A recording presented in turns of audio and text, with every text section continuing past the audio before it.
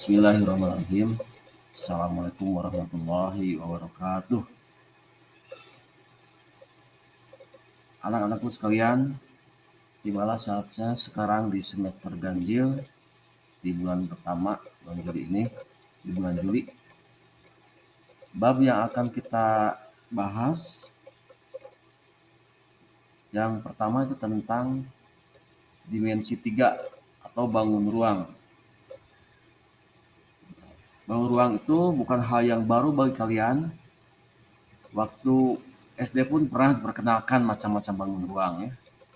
Terus meningkat ke SMP, bangun ruang pun dipelajari, tapi yang dipelajari di sana di SMP itu di tingkat SMP yaitu hanya tentang bagaimana cara menghitung volume dan luasnya. Nah, untuk tingkat SMA, bangun ruang yang dibahas adalah mengenai jarak, yaitu jarak titik ke titik, jarak titik ke garis, dan jarak titik ke bidang.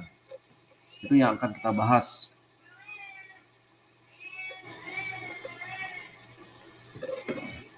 Berikutnya, dimensi 3 pada dasarnya, dimensi 3 itu adalah ilmu yang mempelajari elemen-elemen pada bangun ruang, seperti ukuran, titik, jarak, dan sudut. Tapi untuk sudut ini, di kurikulum yang baru itu sudah dihilangkan. Jadi kita hanya mempelajari tentang kedudukan titik dan jarak. Berikutnya, kedudukan titik. Titik yaitu suatu noktah yang hanya ditentukan letaknya dan tidak mempunyai ukuran.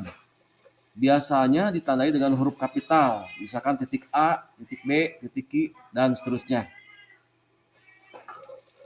Kedudukan titik pada garis.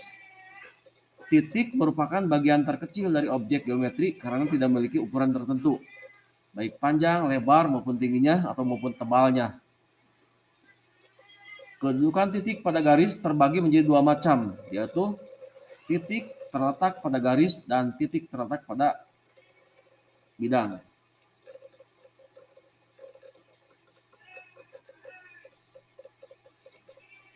Bisa dilihat kedudukan titik terhadap garis. Lihat, ada kubus atau balok A, B, C, D, E, F, G, H. Di sana ada titik H dan titik M. Titik H itu terletak pada garis HG atau HE. Sedangkan kalau titik M terletak pada garis EF. Itu kedudukan titik pada garis.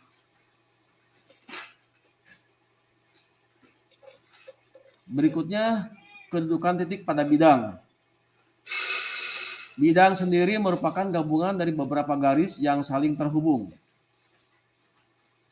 Kedudukan titik pada bidang juga terbagi menjadi dua macam. Pertama, titik berada di dalam bidang, dan kedua, titik berada di luar bidang.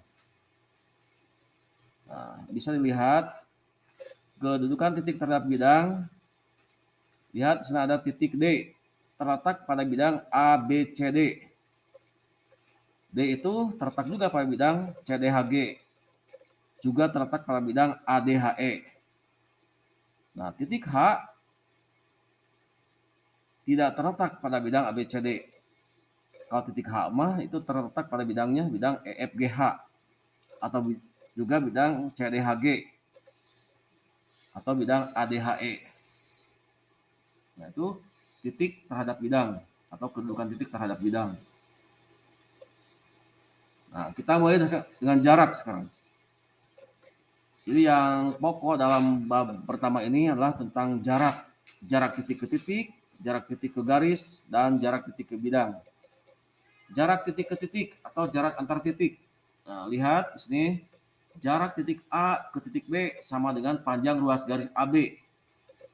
Nah, yang ditentukan dengan teorema Pythagoras, yaitu dikaitkan dengan materi waktu SMP. Lihat di titik A ke B, berapa jaraknya? Bisa dihitung dengan teorema Pythagoras, yaitu AB sama dengan akar dari X kuadrat tambah Y kuadrat. Dari mana ini? Jadi dari A tarik garis ke bawah, dari B tarik ke samping, maka dibentuklah suatu segitiga siku. Kita tahu kan teorema Pythagoras itu hanya berlaku pada segitiga siku-siku. Nah, setelah terbentuk segitiga siku-siku, maka di sini ada sisi segitiga, ada 3.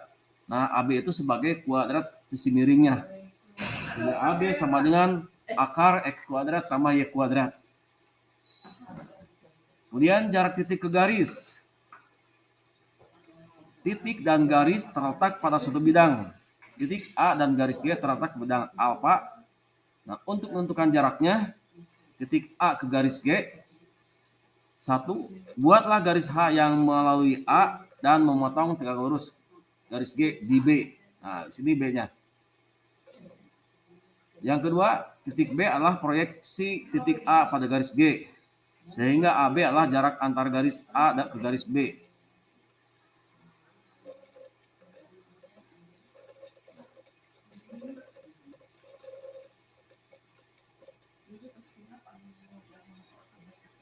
Nah, itu bagian pertama untuk dimensi 3.